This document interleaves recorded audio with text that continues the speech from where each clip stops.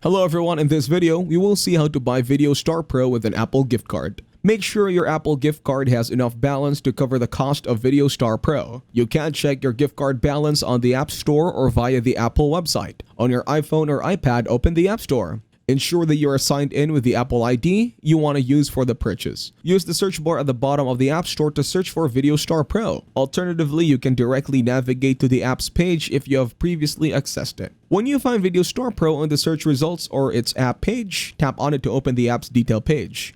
Tap the Get button or the Price button on the app's details page. If prompted, authenticate the purchase with Face ID, Touch ID, or your Apple ID password. When the payment options appear, choose Use Gift Card or Code. Enter the code from your Apple gift card and tap Redeem. After redeeming your Apple gift card code, the App Store will deduct the app's price from your gift card balance. Confirm the purchase to complete the transaction. Once the purchase is successful, the App Store will download and install Video Star Pro on your device. You can find the app on your home, screen, or in the app library. If you found this video helpful, you can thank me with a like and subscribe to the channel. See you in another video.